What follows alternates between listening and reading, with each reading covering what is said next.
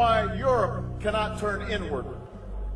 America has no better partner than Europe. Now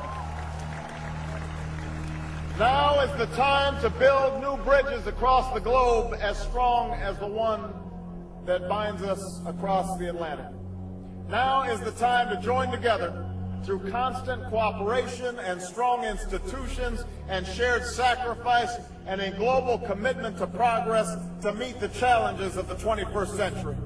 Barack Obama also became the first sitting president to ever become the chair of the Security Council for the United Nations, which only further cites his allegiance to world government.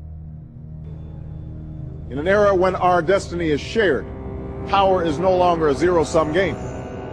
No one nation can or should try to dominate another nation.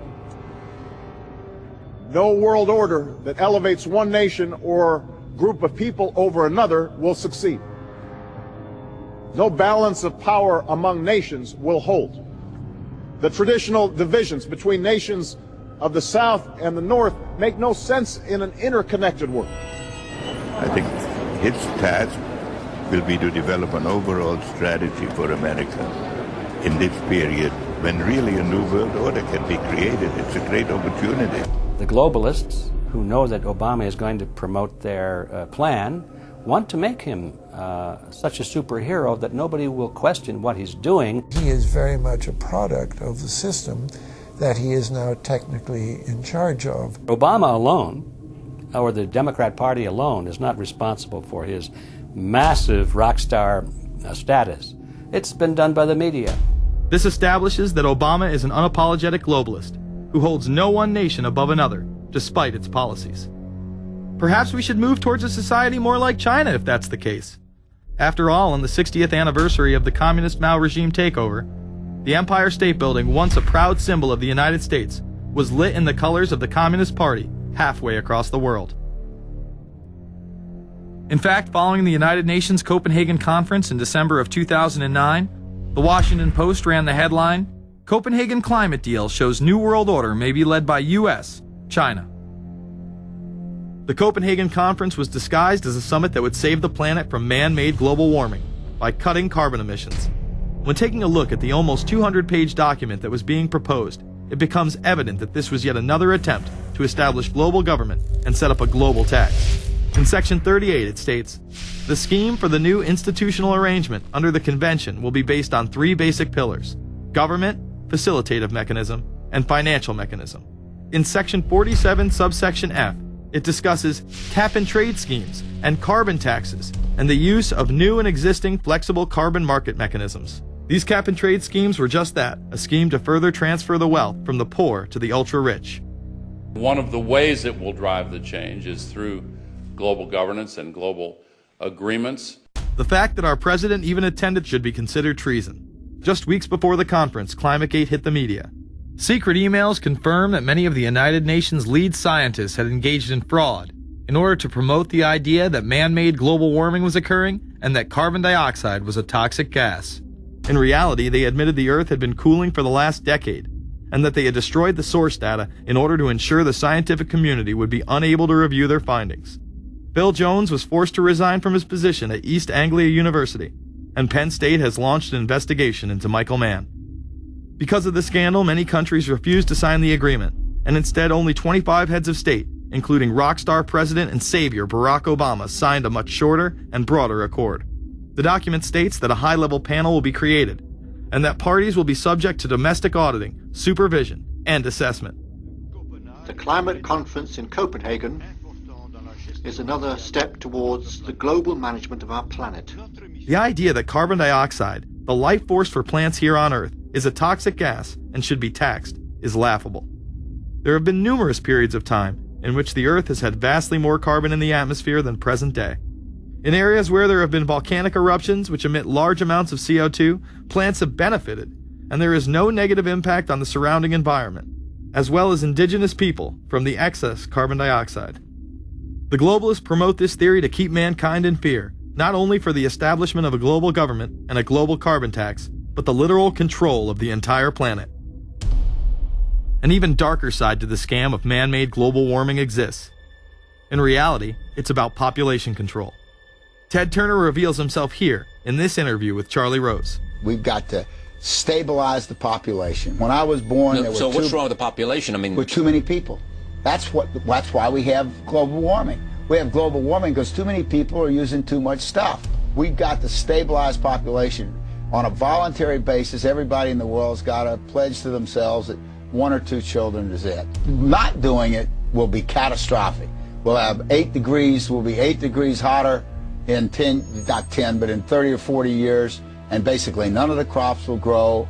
Most of the people will have died, and the rest of us will be cannibals. Civilization will have broken down. What the few people who are left will be living in a failed state like Somalia or Sudan, and living conditions will be intolerable. The droughts will be so bad there'll be no more corn growing. Not doing it is suicide. Unbelievably, when Turner met with other globalists, David Rockefeller, Warren Buffett, Bill Gates, Michael Bloomberg, and even Oprah Winfrey to discuss population control, they were portrayed as superheroes. Behind closed doors on this New York campus, a secret gathering of some of the world's most powerful people. Gates, Buffett, Bloomberg, Winfrey. It was like the Super Friends. In the great hall of the Justice League, there are assembled the world's 4 greatest heroes. Together with others at the meeting, including George Soros, Ted Turner, David Rockefeller, they're worth more than $125 billion. The new Superman and Wonder Woman, the super rich friends, not fighting bad guys, but fighting for good nonetheless. Would a superhero call for a one-child policy? Would a superhero call for population control? In a recent interview, he claims that 2 billion people would be ideal. That means 4 billion plus must die to accommodate a man who owns more acreage than anyone else on the planet. Let us not forget that Ted Turner is the president of the United Nations Foundation. There are countless examples of how we are being indoctrinated to accept these kind of conditions and believe that man and his activities are the problem.